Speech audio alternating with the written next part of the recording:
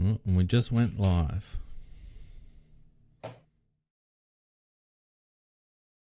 Which is fine, because like I said, I don't know whether you've got it up on your phone. Just went live. Whoops, I better mute that.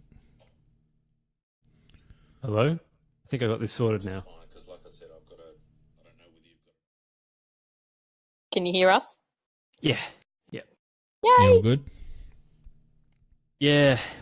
My Bluetooth headphones were working perfectly fine a moment ago, and now they were not. They just decided not to work anymore. But now, Tim, just before we go on, because we're actually live now, because I did it as a scheduled, so we're on. But I've got on the screen we're almost ready, so that's fine. But you'll notice that I've got a like in place of the fact that we're not actually appearing, I've put a Discord overlay on the chat on the screen, and I just noticed that your Discord image has got your face on it. So I thought I'd better tell you in case you wanted to change it. You don't care? No. Okay.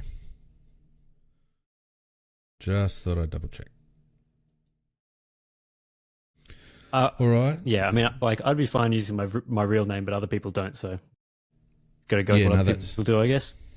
Yeah, no, that's fine. All right. Well, shit.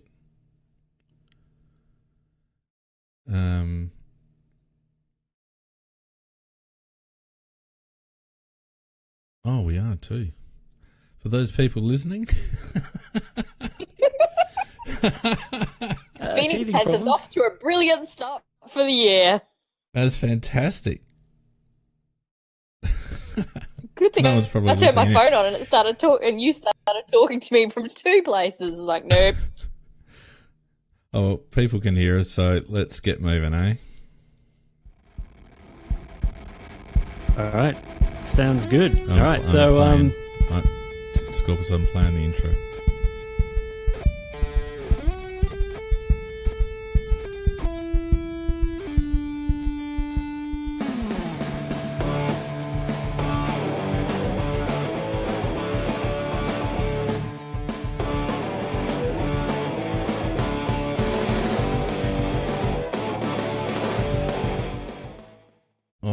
As you probably heard, this is all new stuff for us. Welcome to 2018 and the CrowCast, broadcasting hopefully live on Facebook, and hopefully still, I haven't checked, but hopefully it works through our website as well, AFLCrowcast.com.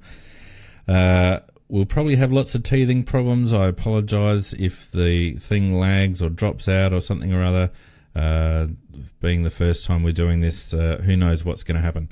But anyway, we'll push on, and I will introduce you to the host for the show, Scorpus, and alongside him, Nikki. How are we going? Yeah, not too bad. Good to be back on the CrowCast. How you doing, Nikki? I'm doing very well. I wandered down to the free training, the open training tonight, so got a few things to report from there, so that'll be good. Awesome. So we'll get to that in just a moment. I did want to go through a bit of housekeeping. Phoenix touched on a few things. Obviously, we are now using the Facebook Live platform for our live streams of these casts. So for anyone who isn't liking us or whatever you have to do on Facebook, please go and do that, facebook.com/AFL CrowCast. We're also going to have these live streams on AFLCrowcast.com. This is our new live stream platform, but if you are one of those people that prefers to listen to the casts later, it should all be working perfectly fine through there, so you shouldn't have to do anything. You should be hearing us as you play it later. So hey everyone, through places like Spreaker and stuff, that should all be going well. And Phoenix has cooked up some nice graphics and stuff. Let's put a beta tag on that functionality for now. We'll see how that goes. But yeah, that's right. Yeah, he's been putting in a fair bit of work into making this cast better than it was last year. And also, it's probably a good place to mention our new schedule for 2018. Once the regular men's season kicks off, will be having 4 casts a week. Sunday nights at 7 p.m. will be our weekend wrap, as always, and has been in the past. Tuesday Night Live, once again, back at 8:30 p.m. They'll have a pretty heavy focus on interaction with the live stream and everything like that. We have our new Wednesday night show, which is basically this show at 8:30 p.m. AFL Weekly. We'll be going through news of the week and a bit of other things, a bit of maybe fantasy football stuff in that show. And then Thursday night, 7:30 p.m. will be the teams in preview, as it was last year as well. And just throughout the AFLW season, which of course kicks off on the weekend, we'll be having these Wednesday shows to talk about everything AFLW, giving previews of the upcoming game and discussing the previous game. So 1 show a week throughout the AFLW competition. Nikki, how are you feeling about the upcoming season, defending the flag that we got last year? It's going to be very interesting just to have a look, because there's been a few changes in the teams with what's happened. And we know last year that injuries really does affect a team because you have such a small base of players to pick from. I think it's going to be fairly tight once again, like it was last year. The fact that most places are still underrating us, and I've heard a few whispers around that has not sat well with our players, and I don't think they're the type of team you want to get angry. Yeah, there's certainly been a bit of weirdness, I thought, in some of the predictions. They posted up on AFL.com.au a couple of days ago what the team captains think is going to be happening in this season. And one of the main questions was, which team do you think is most likely to reach the grand final, except for your own team? And people voted 4 for Melbourne, 3 for Carlton, and 1 for the Western Bulldogs. So despite the fact that we actually won it last year, no one is giving us any love. And also, who will win the competition best and fairest? Not a single vote for the actual winner of last year, which, gotta say, is pretty unusual, voting from the people that were actually playing in the competition last year. And the ones who were all unanimous last year that she was the best player by a mile. Yeah, it strikes me. I mean, maybe it's because a lot of the Victorian players all get together and play in the VFL competition throughout the season and sort of thing. They're giving a bit of love to the Vics, but I think we've got to be a chance this year. Our team isn't any weaker than it was last year. I mean, we did lose Gibson to Fremantle, but apart from that, I think we're in with a very strong chance of winning it again this year, to be honest. It was kind of interesting today because they listed on, it was on the AFL side, but it's also up on afc.com.au, the captain's tips. And I found it quite interesting as to they wanted to see. And only 2 of them actually named about winning the whole thing. And so it was Erin who said the headline she wanted to see was Crows go back-to-back. Chiocchi from the Collingwood captain who said that Magpies are the 2018 premiers. You had Katie Brennan who just wanted to see that the Bulldogs were through to a grand final. And Daisy Pearce wanted to see that the MCG sold out for the AFL Women's Grand Finals. Like, no, sorry, honey. Adelaide Oval will. Yeah, Adelaide Oval might. Yeah, MCG, no. And it was just, to me, it's that focus of what they're focused on. And what you've got there are 2 team captains. Yeah, that's right. And the thing is that it did seem last year that, again, a lot of people were underrating us coming into the 2017 season. And it just turned out in the end that, we had a real strong focus on winning. It wasn't just about participating in the competition and making up the numbers or, winning a couple of games and looking all nice, having a women's team. We were in it to actually win it, and we won it. And that's the attitude that you need to take into these sort of things. And that focus is still there. I think there's quite a bit of hunger now, particularly with the ratings that came out, the way that Champion Data also did their rating and still put us down the bottom like they did last year, which to me just backs up exactly what I've thought about Champion Data and those stats. And even though I know you love your fantasy football, those type of things, and you do love your stats, but unless it's put together with football nous, then the stats sometimes can be very useless. Oh, well, I mean, Champion Data, we're talking about the organisation that rates Justin Westhoff as a top 100 player in the AFL, so they can't be too accurate. I mean, that's obviously not true. So, let's talk a little bit about some of the changes that they've made to the AFLW season this year. I've been hearing among a lot of people that don't follow the AFLW as closely about teams being added this season. That's not true. The same 8 teams from last season are in this season. Teams will start to be added to the AFLW competition from 2019 and more teams in 2020. So we've still got the same teams from last year this year, but they have made some changes to the rules and the teams as well. The squads that we go into games with are now down to 21 players, so 16 on the field and 5 on the bench. There used to be 6 on the bench, so that's just a small change there. And the big one probably is the introduction of the last touch rule. So a free kick will be paid against the last player who touches the ball before it goes out of bounds. And I think there's a few minor things that doesn't happen with, but in general, that's the rule.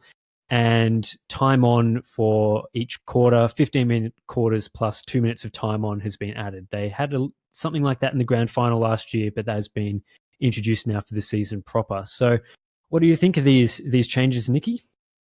Well, you missed out one little bit about the change in the number on the interchange. They've also capped the interchange rotations. Oh, have they? And yes. So that actually may affect us because we were way ahead of everybody else in terms of using that interchange rotations a lot. And I think you could see that as to how we ran out teams was that we were smarter at getting people on and off and giving them that little short break and getting them back on again. So that's been capped as well. Do you know what the cap is? How many interchanges we have? Oh, I did see it a couple of weeks ago, but it's I can't remember off the top of my head. I'm sorry, but it's not really that high. And that's interesting. I think we were a good 20 to 30 above. That were on average last year. I think we were good like 20 interchanges above that. It was something ridiculous like that. Yeah, it's interesting you mentioned that because I remember before with the men's team, before they capped the interchanges, we were a very high rotation team then. So obviously they still think that's a really viable strategy. But I would have thought they'd have to at least include a decent number considering this competition is played in February when, it's going to be fairly warm in some of these games, I would have thought, even though a lot of them are in the evening, You'd think, players will need to come off when it's hot and that sort of thing. So, yeah, interesting they've done that. So the AFL once again doing something kind of good and then getting a Cockwomble nomination for completely stuffing it in the wrong direction. Yeah, I think it's too early to change any of these rules. I think we just had the first ever season and the AFL couldn't possibly have resisted making changes and they're coming out again, changing everything. Ugh, annoying. Yep. I think I didn't mind so much the adding the time on. I think that needed to be done, and they corrected that before the grand final. I was fine with that. The last touch rule, a lot of people have said they're trialing it in this so they can try bring it into the AFL men's season. But the ridiculous thing is if you've been following the SANFL, that rule's been in place for the last couple of years. It's been trialled in a men's league. The AFL should either bring it in for the men's league or not. Don't pretend to trial it for this one as your little soft way in. Look, let's be honest. They really shouldn't be trialling anything in the elite female competition. I mean, this is not like the preseason games or the estate league. This is the national competition for women. And if they're thinking of using this sort of competition to just play around with the rules a little bit and see for things for the men's league, I think that's not the right motivation for changing these rules at all. I do have to give a shout out to a slight podcast competitor to us, but I highly recommend if anybody actually either follows the Girls Play Footy on Twitter and check out their articles. They actually do rate our chances this year. I think their previews they had for the season for Adelaide, they actually put us finishing second with 6 wins and 1 loss. So, and they have thrown a few little brickbats towards the AFL with the fact that their slogan for this season, the AFL's come up with, is "Be the Change," and their comment was, "But those women have already been the change. The change happened last year." It was a really poor marketing strategy, that one. The AFL's doing it on the slide again, going, "Oh, well, it kind of works, so we won't have to do too much." They had so much stuff from last season to really keep building on, And it seems like they've taken a step backwards and jumped to the year before when there wasn't one. It just seemed a really ridiculous decision to do that. And then they did Channel 7 have dropped it from the normal Channel 7 channel, and it's put on 7 Mate. Now, yes, everybody does kind of have access to 7 Mate, but my issue with that being done is you've got teams who don't have a lot of money for this kind of funding. They rely a lot on sponsorships so that these players can actually have trainers, can have staff, and they've got to travel. And these are people who work, so they've got to have time off of work to fit in with all of this. And if you can't get the sponsorship dollars because your logo is going to be shown on that Guernsey on a primetime channel, that's what the clubs would have promoted as. I mean, you look at who our sponsors are and how big that BHP logo is. They would have done that without knowing that we're going to get something back for this acknowledgement of we're sponsoring this team. We're going to get eyes seeing that. To push that to 7 Mate next year, and we've got another 2 teams coming in that's going to spread that sponsorship dollar thinner, it's going to take away from that. Are these clubs going to actually be able to, or they're going to be in a Port Adelaide situation, not be able to get sponsors?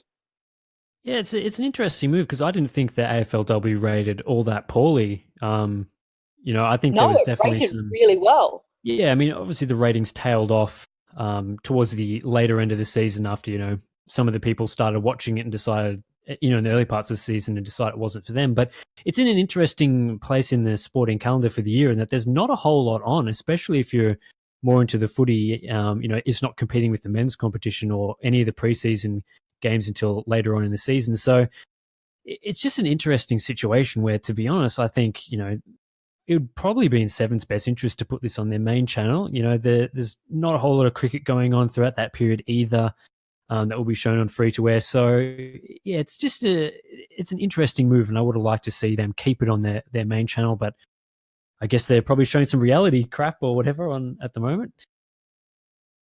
Yeah, it just was, when I heard that, I went on a bit of a rant on Twitter, which I don't do too often, but it made me actually get out and go, I'm going to do some angry typing.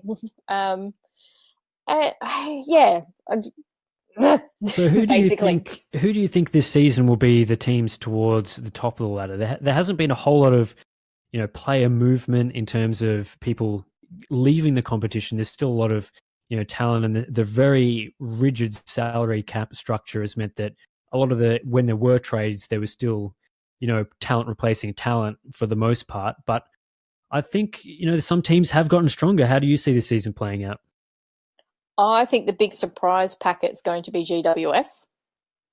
They weren't too bad last year. They've had another season, and they had one of their best players was out injured. She's back this season. A lot of people are talking up Carlton because, you've added Taylor Harris to that forward line. She didn't do lots of that last year, though. No, and I'm not too sure whether that's actually going to be enough of a benefit for Carlton. I think, like Darcy Vesio, etc., she needs that space, and whether Taylor is going to be able to give that, or how they're going to work that forward line is going to be interesting. Frio's another one who should be around the mark because they've had players, they got killed with the injuries. Melbourne, I'm not so sure about. Everybody talks them up because they're largely the same team. They didn't have too many changes. So for me, I think the real one to watch is GWS, particularly with their the Gaelic football player. I've forgotten her name, but she is the best Gaelic football player in Ireland. Yeah, crazy that they're able to attract someone like that over to our league here. Yeah, and also there's a couple of SA girls that are playing for GWS. I didn't know that. That's nice. Yeah, so they were ones that were quite happy to move outside of Adelaide. Yeah, so they've certainly strengthened their team, and I think the teams that I would definitely have towards the lower end of the ladder would be the Western Bulldogs. I think while some people have said they're in for a chance, when you look at that list of what people were thinking, one captain said the Western Bulldogs, but I think, I can't see them finishing up towards the top of the ladder up against, us, Melbourne, GWS, Freo, those sort of teams. It seems like there's a lot of stuff there, a lot of teams that will be around the mark, or at least potentially would be better than they were last year. And quite interesting, I know Phoenix is working on it, so hopefully it'll appear on the screen very shortly, was the trial game results, particularly, so talking about our upcoming game against Brisbane, they got beaten by 50 points by GWS.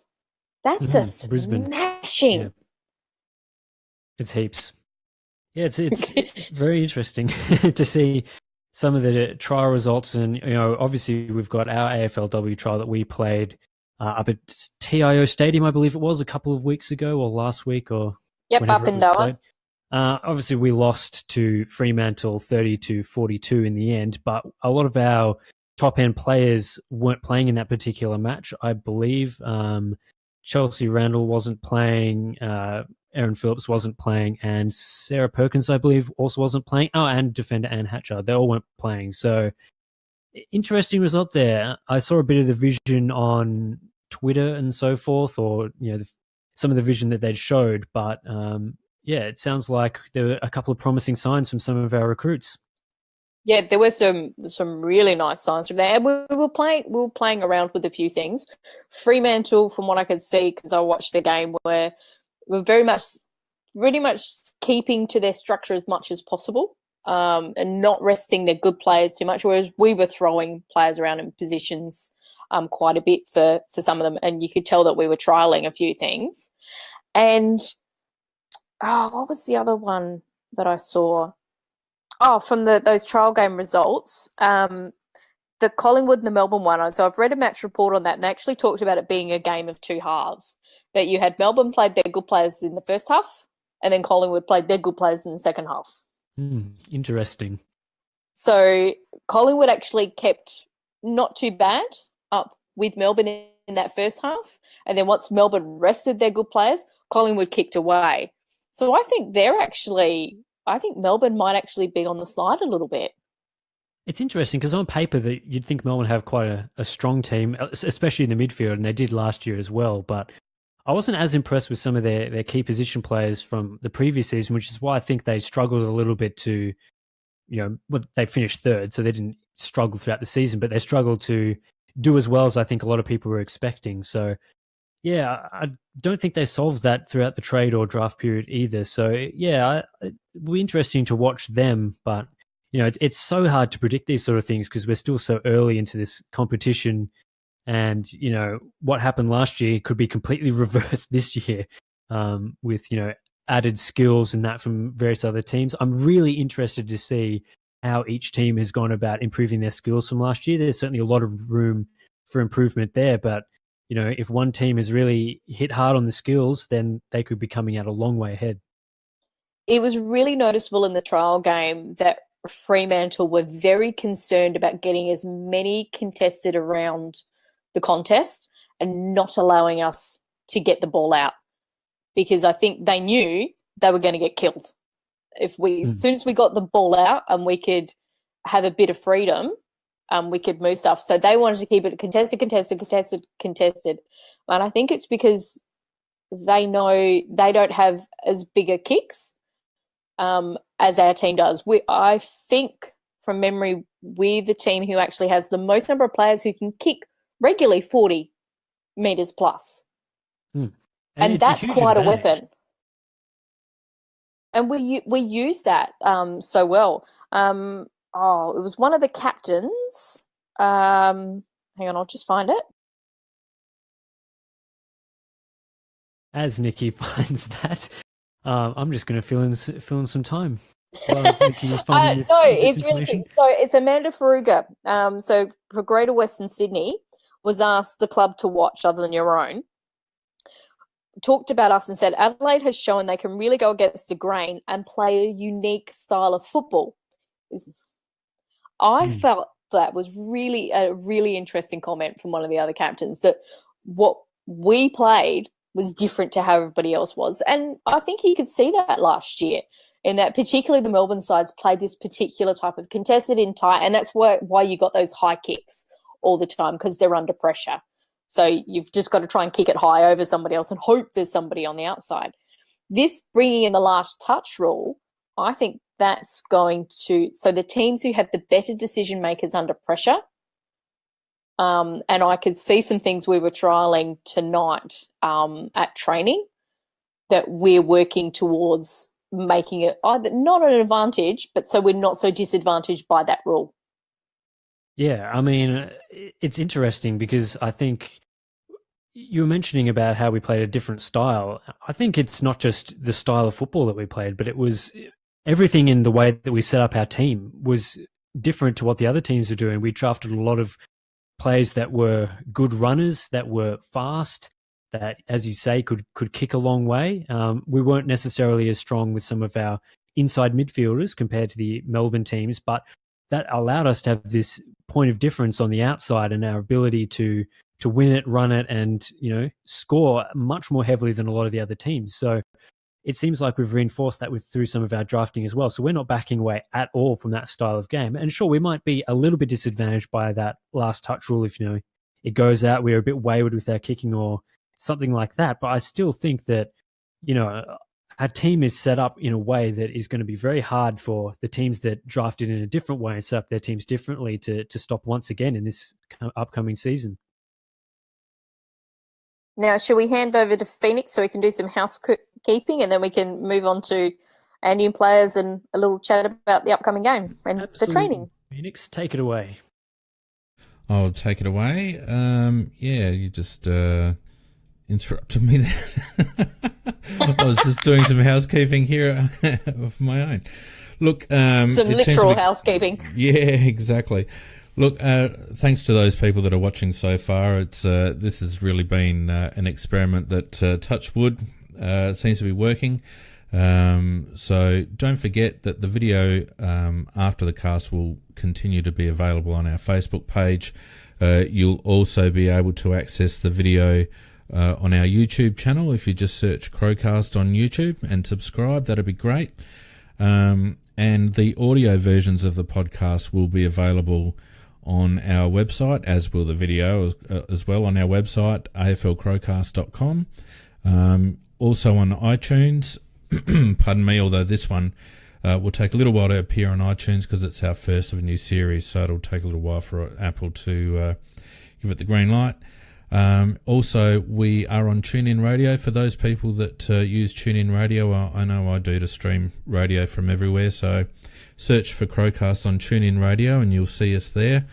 And obviously, if you're on Android, any podcatching software will pick up our cast as well. So this show will be going exclusively for the next couple of weeks on Wednesday night, and then, of course, we'll be moving on to Tuesday night as well with Tuesday Night Live as we head into the pre-season.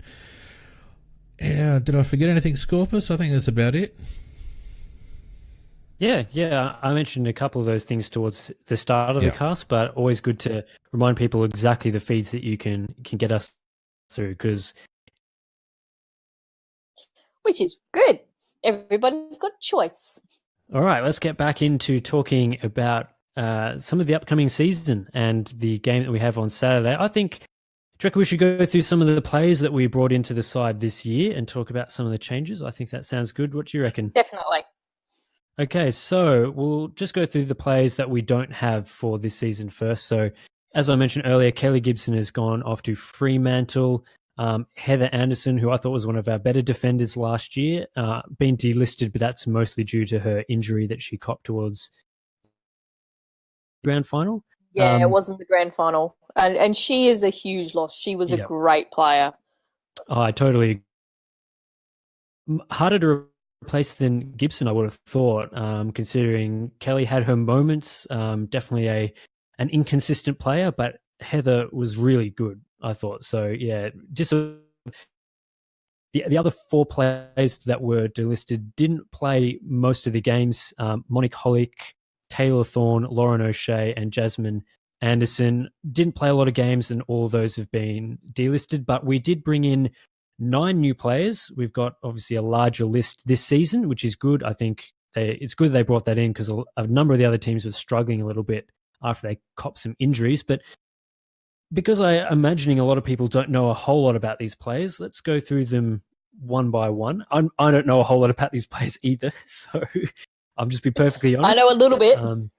But we'll go through them by number order. We'll just talk a little bit. So the first one, player number 2, Eloise Jones. She was drafted with pick number 24 in the draft. So born in 1999, which is crazy, very young. But apparently, according to the Crows website, highly skilled midfielder who is strong overhead and dangerous around goal. Good to bring in some midfielders. Do you know anything about Jones at the moment? So for the past couple of years, the outstanding junior we've had coming through in South Australia has been Chloe Shear. Her knee, which was quite a tragedy, but she started to come back. And Eloise had just started to pip her. So much so that last year in the state team, Eloise was clearing away our best player for South Australia. She's also played volleyball, so she's got that really nice athletic jump that can surprise people that we've seen with like former volleyball players.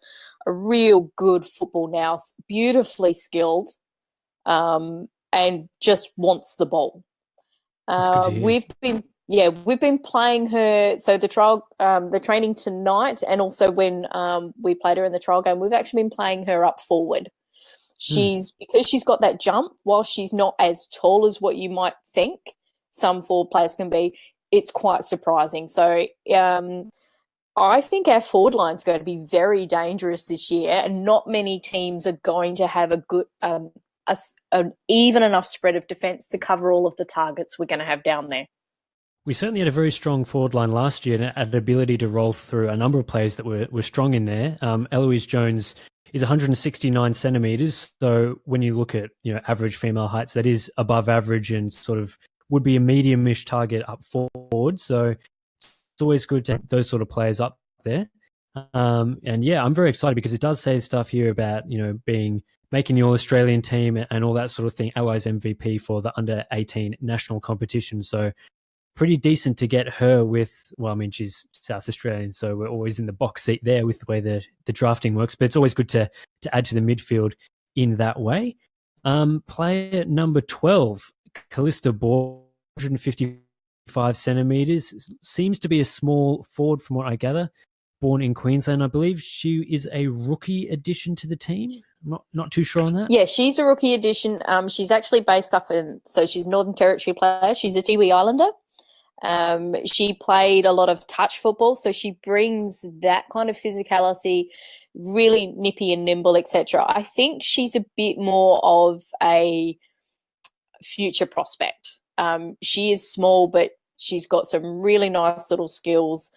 She's quite young. She's another one that's young, but being based up in the Northern Territory, and they've lost some of their numbers, unfortunately, because a couple of our Northern Territory girls have actually moved down to Adelaide for the season. Oh, really? Okay. Yes. So like Sally Riley and Stevie Lee, etc., they're actually based down in Adelaide now. So they can actually train with the team on a much more regular basis. So I'm not sure whether we will see her yet, but I think there's a nice prospect going on there with her if we can keep hold of her, because Sally Riley was actually her teacher at school and watched her play touch football and turned her and said, "You need to be playing Aussie rules," and she actually got her into playing Aussie rules. So Sally not being up there might be a small issue because she's been quite a mentor to Callista. Well, it's always good to have developing players in our squad. We've got to keep this squad strong for years in the future, and with a new list of 30, there's going to be some players that will unfortunately miss out, but good to have some more developing players. The next player, number 15, I think there's been a lot of chatter in the club about Ruth Wallace being a really strong target up forward. Seems like she's just kicking goals in all of our trial matches. She's kicked a really good goal from what I saw on the vision in our game against Fremantle leading into this season, picked up with number 38 in the 2017 draft. Seems like she might be one to slot straight in. I put a post on Big Footy just after training finished, which was everybody's new favourite player is going to be Ruth Wallace. So they played a bit of like a half and half scratch match with the 4 quarters. And I think she kicked about 5 goals in that space. So our forward line set up, we had Perkins at centre half forward. You had Killian generally coming out of full forward. You've then got Wallace running around that forward line. You've got Jones running around that forward line. When Jen McCormack turned up because her soccer training had finished, you put her in that forward line, and you just think, we're also going to add Erin to that. Yeah, that's a hell of really a forward line. But Ruth is such a beautiful kick of the football. She had Andrew McLeod applauding at one stage for one of her kicks. Great mark. Really excellent endurance runner. On her little bio, she's run the New York Marathon. Yeah, that's huge. That's difficult stuff. So, yeah, I mean, the bio from her sounds really strong. She's not, while she was drafted in the draft last season, she was born in 93, so more of a mature recruit compared to some of the other players that we brought in, but apparently had a really strong season in the local competition in Adelaide, finishes the leading goal kicker for Adelaide University, and has won a premiership with Norwood in the SNFL Women. So good record coming in, and yeah, it seems like she could be really something to add to our forward line in 2017. I mean, 2018 now. Whoa, get that stuff right now. Yeah, it's she's going to be amazing. Seriously, I can't wait to watch that forward line go and watch other teams just go, well, we can't stop that. So player number 18, we've got Beckara Palmer. Not sure how you pronounce that first name. Beckara. We'll go with that. Yeah, Beckara. So she's basically the equivalent of a Category B rookie coming from beach volleyball. So she represented Australia in the Olympics for beach volleyball in London.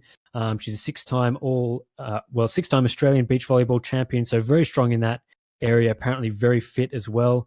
Again, another more mature player coming in, but obviously hasn't had that football upbringing. But I think being 182 centimeters, that's key position height for the AFLW. Could be good to have a few more key position players. Have you seen anything from her? Yeah, so she was playing down defence in the trial game tonight, and she's a really nice size, a really good. While she's tall, she's a nice strong body to go with it as well, and that's one thing our team was very renowned for last year, was that physicality. We still expect that. And I think she may not get consistent games, but I think she's a chance to get a couple of games. She's shown some really nice little skills. She was making some good decisions. She had to be corrected a couple of times with Cavo, but and even when she was standing off to the side, she was doing quite well, offering some really good voice and some direction. So that was pleasing to see. Yeah, I mean, coming from a different pathway, you can't always expect people to immediately slot in the way that Erin Phillips did. I mean, she obviously had a football background from well before, but it's very good that we're able to attract these players from other sports and convert them over to AFL. So excited to see what she can bring in 2018. Number 20, we've got Jasmine Hewitt, another tall utility, 182 centimeters. Apparently has a strong contested marking ability. It doesn't say whether she was drafted, so do you know if she was a rookie pick or not? She's a Northern Territory pick. Yep. And I think she's one of the rookies. She's a former netballer. So the first quarter, her first 3 touches were she hit one goal post, then she hit the second goal post, running into goal. It was just, you Sounds just like needed to kick it a little bit more towards the middle, but she showed they didn't use her too much. But she showed there's some really nice skills there. She's a really good height, and she did a really good contested mark as well in the forward line. But yeah, we only saw a little snippet of her in the trial game. Number 21, we've got Brianna Walling, who, judging by the photo that they've got, looks literally like 12.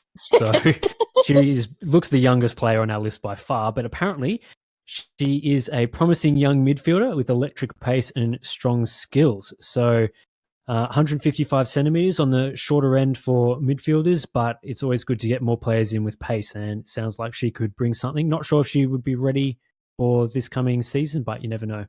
Yeah, she was kind of ranked second in the SA team. She was predicted to be elite in quite a number of areas. From what I understand, her commitment hasn't been as good as it should be for training, etc. So we may not see her. She's also quite small as well. So she's not a lot taller than Callista. So she's quite a tiny one. She does have really good burst of speed, but she was not in a Guernsey training tonight. She was in one of the training tops, and there was herself and there was one of the other girls. So they didn't participate in a couple of the drills and things like that, and particularly in the game. They didn't participate in that. So not sure what's happening there.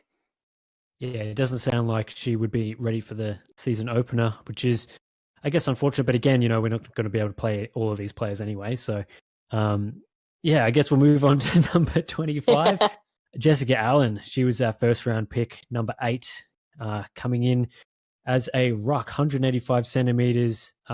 Sounds like she's a really strong ruck. So really good to get another one of those in to complement Metcalf, who we already have. Young as well, 1999. So yeah, super young, but sounds like she's already got a lot of skills under a wing and could potentially add a lot to our team. Taller than her sister Sarah, stockier than her sister Sarah.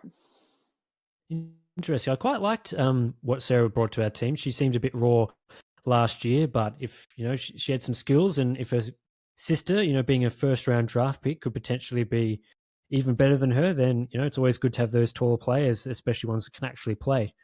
Well, what it's done is it means that our 2 rucks are now Jess and Rhiannon, and they both got a bit of mongrel to them, which I love. They love the physical side to it, but they also love to pretend that they're rovers. So it's like it's Sean Wren Mark II again with these 2 going on. And what it's meant is we've sent Sarah to the backlines, and she's actually played really well. From what I've seen with her down there. The one thing I had an issue with her last season was she was a little tentative at times. Yeah, she wasn't too sure. Well. But putting her in the back lines, and from what's been shown so far, that's gone. She just has that confidence in herself. Hilariously, her nickname amongst the teammates is Chalky, which she's very white. Yep. But she was getting some really nice feedback from Peter Caven, who is, of course, another new recruit who's a defensive coach for the women's team. He was quite pleased with a number of things she was doing, really great at timing, and Sarah was really great at timing the fist. But Jessica is a great relief ruck for Rhiannon, and I think Rhiannon was one of the best rucks all around. Yeah, she was fantastic last year. And to have somebody almost with that same ability to come in as a second ruck and give a relief, and can also play up forward.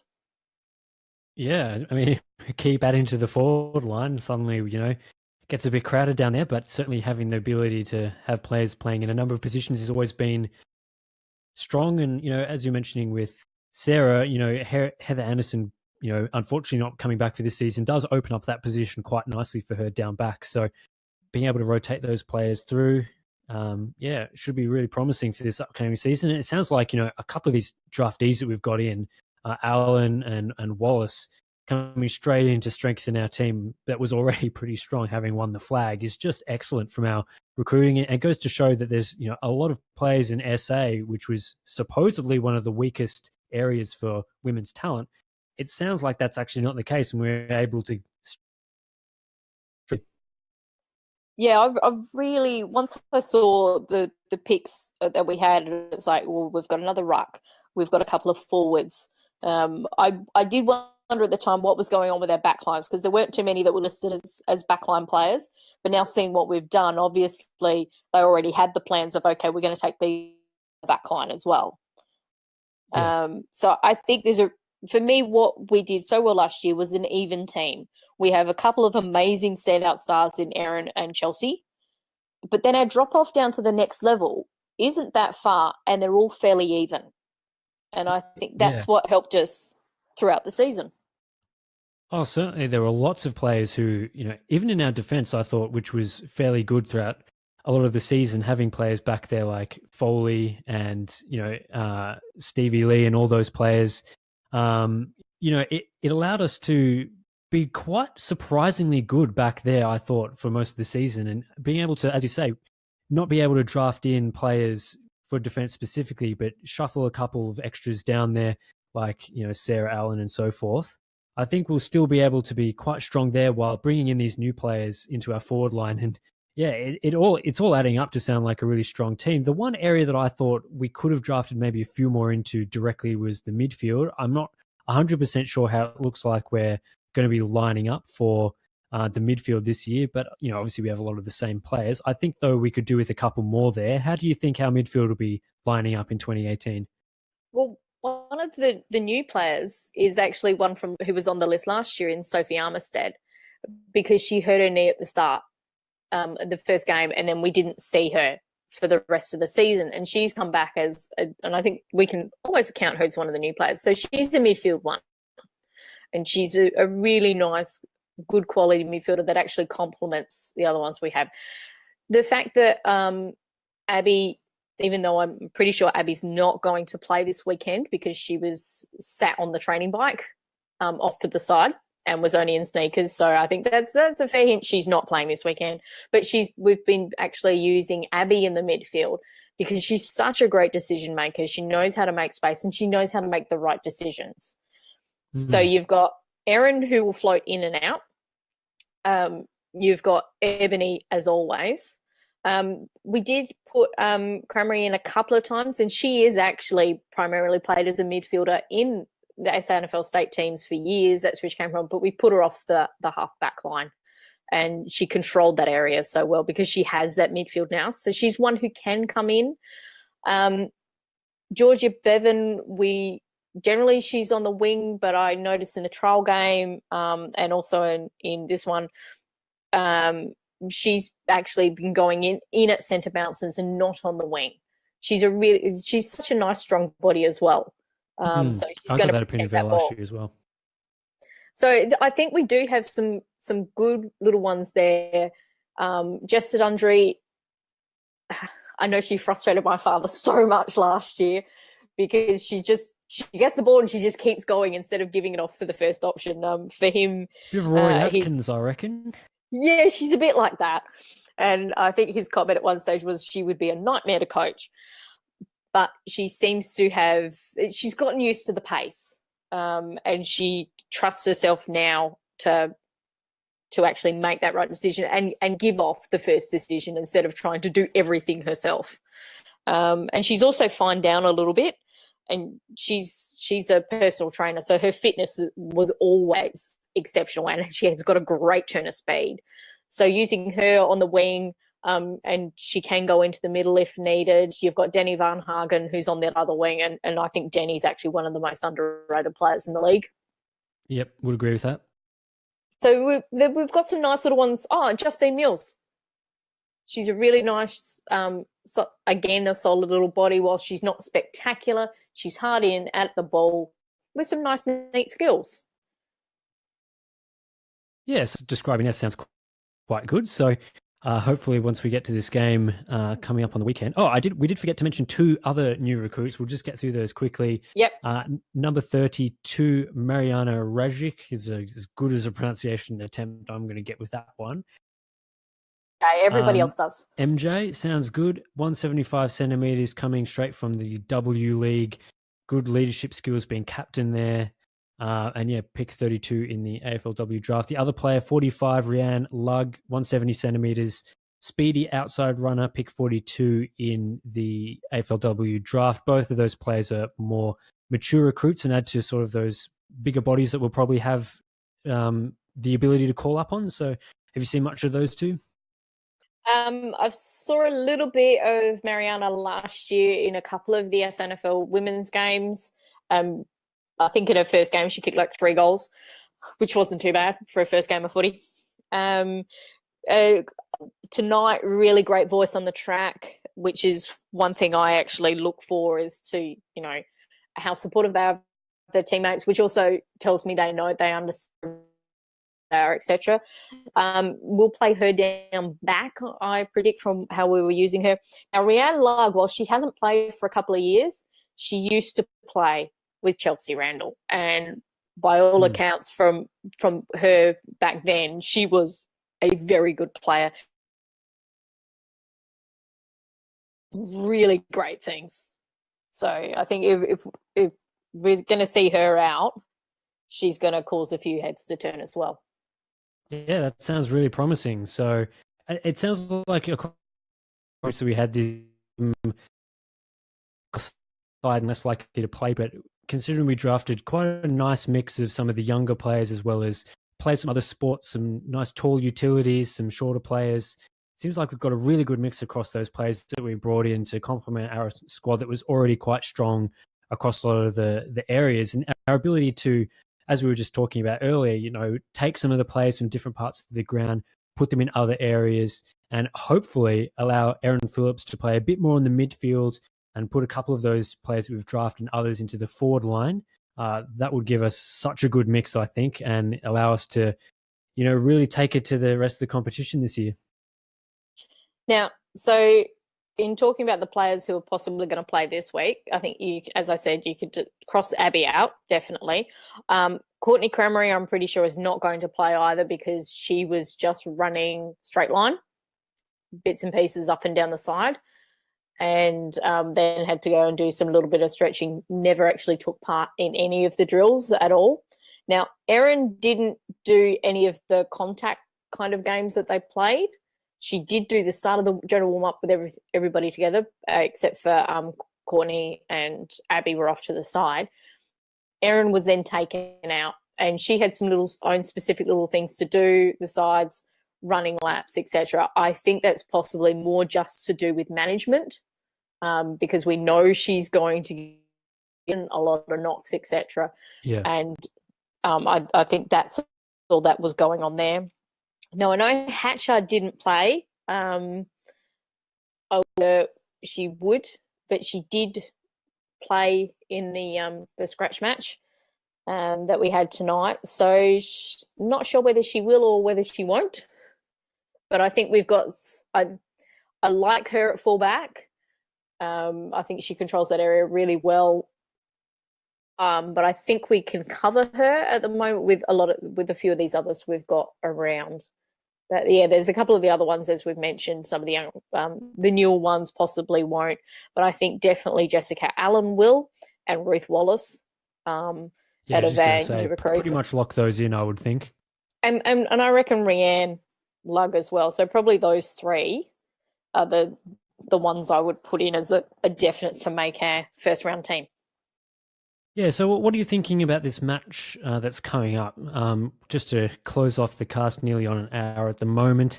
For those who aren't aware, this is just this weekend, so you probably have not bothered following the football for quite a while now, and bam, we're right into the AFLW. Starts on Saturday, 3rd of February, 6:45 p.m. at Norwood Oval. All the games throughout the AFLW season are still free, except for one in Western Australia, which we don't care about because we're not going to be attending that anyway. But all of them will be free. They've got to pay for that new stadium somehow. Yeah, they've got to pay for their apparently horrendous food that they've got over there. Have you seen some of those pictures? No. There's this like $12 burger that was basically just a bread and a piece of meat, and like this fish burger that had two tiny little fish fingers in it. Anyway, it just looks. This is from the cricket. That was the ODI on the couple of days ago. Yeah, it just looked terrible. But anyway, that's something they'll have to deal with over there. Much better over at Adelaide Oval, got to say. But yeah, so our game, ignoring the food at Optus Stadium. Norwood Oval, 6:45 p.m. on Saturday. Get down there and support us. I think a fair few players are people coming to support us for the first game. Obviously, we're playing Brisbane, so grand final rematch, and I think, considering the way we're going compared to some of the reports out of Brisbane, we could be in for a big win here.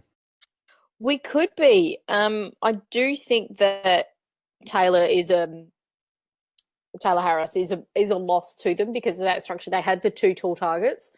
And so it meant that Sabrina, who's a great player, could actually be used as a decoy every so often. She often plays better up the ground more as that leading high centre half forward.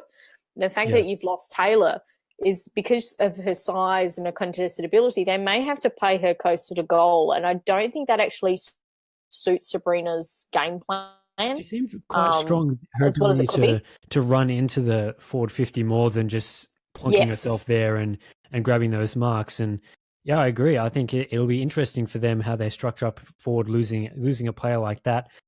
To be honest, I'm not quite sure who they've drafted in, so maybe they've got some talent in there. I'm not too sure, but obviously they're still going to have largely the same players as last year, and they were quite strong, in the midfield area. So yeah, it's interesting, but I'd say just from hearing reports out of in the AFLW circles, it does sound like we're in with more of a chance this week. And it was interesting because Phoenix put it up earlier, the head-to-head stats, and for last season, and interesting that we were a lot higher on contested possessions than they were, but they were better at uncontested possessions, and we saw that in the grand final and also the game against Norwood here, which did only come down to 3 points, and I think if you played an extra 2 minutes, we probably would have just got them. That they do like their outside run. So they attack a lot, very similar to what we do off of half back. They do the turnover. They were quite on the stats in terms of their rebound 50s. Yeah. That's where they get a lot of their drive from. So I think they've still got that really good defence. They've still got that. So our midfield is going to have to make sure that they're accountable to really keep on top of that to try and neutralise that. But I do think this is definitely our game to win, just from what we've seen.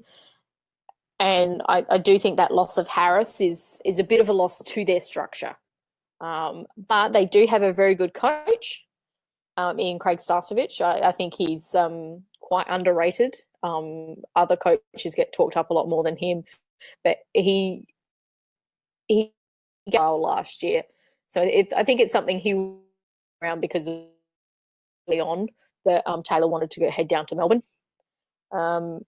So I'm kind of interested a bit in Will as well to see how they're going to structure up a little bit differently. But I think it will definitely much come down to our conversion rate, and if we can get enough inside our forward 50. I think we've got players and we've got the game plan to counter Sabrina's skill level. She's a hard player to stop, but I think when it's just her, that may be a bit of a challenge for them.